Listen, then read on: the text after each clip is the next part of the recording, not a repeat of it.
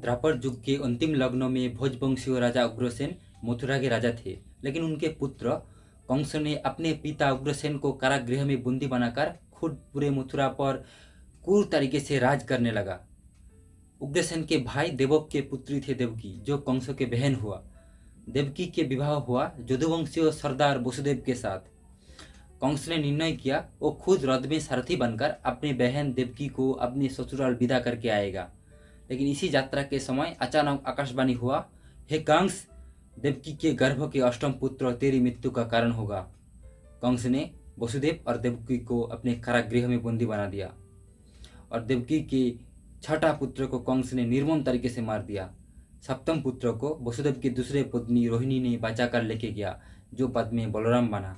और अष्टम पुत्र भगवान श्री कृष्ण अधर्म असुरों के विनाश के लिए और धर्म के रक्षा के लिए कंस के जेल के अंदर जन्म लिया।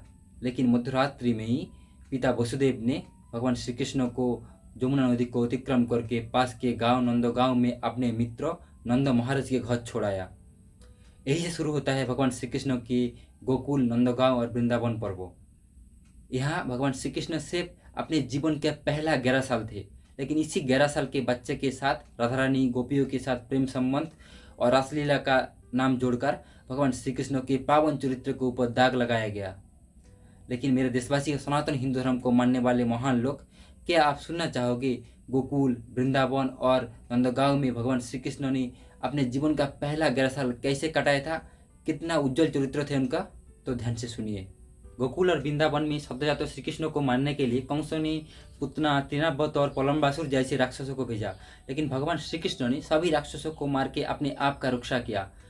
फिर गोकुल में जो लोग बसवास करते थे उनका पहला जीविका गोपालन थे, इसलिए उनके पुरुषों को गोप और महिला को गोपिया कहा जाता था। भगवान श्री कृष्ण ने हमेशा वहाँ के गोप और गोपिया को और उनके गायों को रक्षा किया। जैसे भगवान श्री कृष्ण ने पहले विषासुर जैसे पागल बैल को वध किया, फिर धेनुकासुर जैसे जंगली घोड़ों का वध किया, फिर यमुना नदी में कालिया नाग का वध किया, कभी उन लोगों को दावानल से बचाया। लेकिन इसी समय गोकुल में बहुत सारा भेड़िया आ गए थे जो गायों को मार रहा था। भगवान श्री कृष्ण ने सभी गोप और गोपियों को समझाकर उन सभी को और उनके गायों को वृंदावन लेके आया। वृंदावन ज़्यादा सुरक्षित जगह थे। इसी समय वहाँ के बसवासकारी लोगों को एक उत्सव आ गया जिसको कृषि यज्ञ और इंद्र यज्ञ कहा जाता था।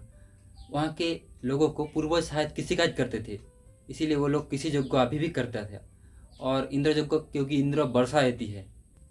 भगवान श्री कृष्ण ने वृंदावन के गोप और गोपियों को समझाया, हम ग्वाले हैं, हमारी जीविका गाय से होती है, इसीलिए हमको गाय और गोवर्धन पर्वत को पूजा करना चाहिए, क्योंकि गाय गोवर्धन पर्वत में घास खाते हैं। लेकिन इसमें देवराज इंद्र बहुत कुपित हो गया, वो लगातार वृंदावन में वर्षा करने लगा। इसीलिए वृंदावन के गोप गोपी और वहाँ के गायों को बचाने के लिए भगवान श्री कृष्ण ने गोवर्धन पर्वत को अपने हाथ में धारण करके उसके नीचे सभी वृंदावन वासियों को रहने के लिए जगह दिया और सबको बचाया। ऐसे उन्होंने हमेशा वृंदावन और गोकुल में बसवासकारी गोप गोपी और उनके गायों को रक्षा किया। ऐसे उज्जवल चरित्र थे उनका।